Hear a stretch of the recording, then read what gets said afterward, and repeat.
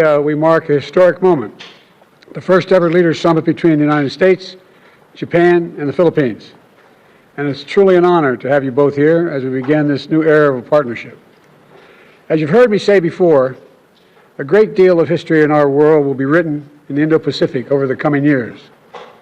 And as the three allies, three steadfast partners, and three proud democracies representing 500 million people, and today we commit to writing that story in the future together, to building the Indo-Pacific that is free, open, prosperous, and secure for all.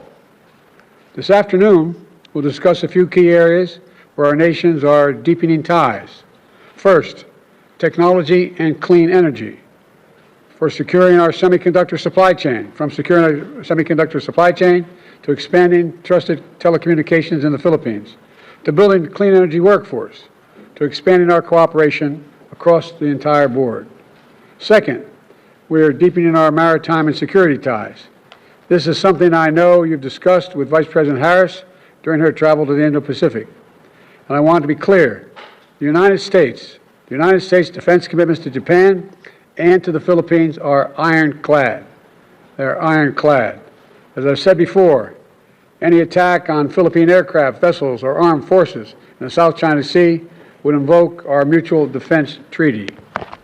Finally, I'm proud to announce we're launching an economic corridor in the Philippines as part of the G7's Partnership for Global Infrastructure and Investment. This is the first corridor in the Indo-Pacific. It means more jobs for people across the entire region. It means more investment in sectors critical to our future: clean energy, ports, railroads, agriculture, and much more. I'm looking forward to discussing all this with all of you. But first, Mr. President, I'm going to hand it over to you, President Marcos. Thank you very much, Mr. President.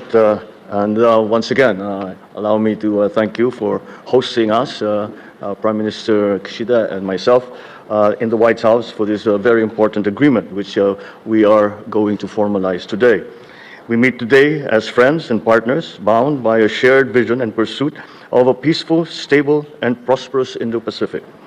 It is a partnership born not out of convenience nor of expediency, but as a natural progression of a deepening relation and robust cooperation amongst our three countries, linked by a profound respect for democracy, good governance, and the rule of law.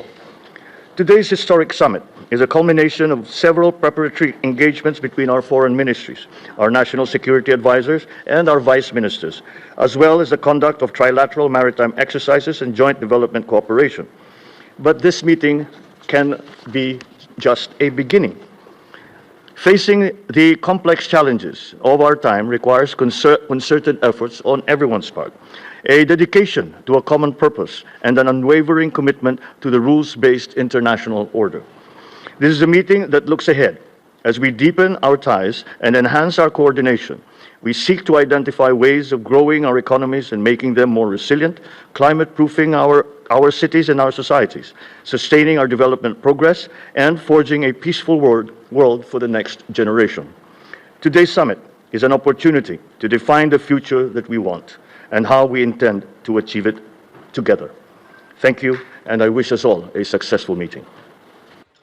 はい、日米非首脳会合の初めての開催を歓迎いたします。バイデン大統領のイニシアチブに感謝いたします。そしてバイデン大統領とともに昨年12月に世界が世界連合を複合的な危機に直面し、本当に基づくmulti-layered cooperation between allies and like-minded countries is essential if we are to maintain and bolster a free and open international order based on the rule of law. Today's meeting will make history as an occasion that significantly pushed forward such initiative. Japan, the US, and the Philippines are maritime nations connected by the Pacific Ocean and are natural partners. We share fundamental values and principles and have supported regional economic development. In order to secure peace and prosperity in the Indo-Pacific, I hope to reaffirm our intention to further strengthen trilateral cooperation and to present the specific way forward through today's meeting. Thank you. President, Mr. Prime Minister, to put it simply, when we stand as one, we're able to forge a better future for all. And that's what this new trilat is all about, in my view. Building a better future for people across the Indo-Pacific and, quite frankly, beyond, around the world. So thank you both for being here, and I look forward to this first summit and many more in the years ahead. And as we say goodbye to the press, we'll wait a minute here and we'll get moving. Sir, what is the message you're trying to get into that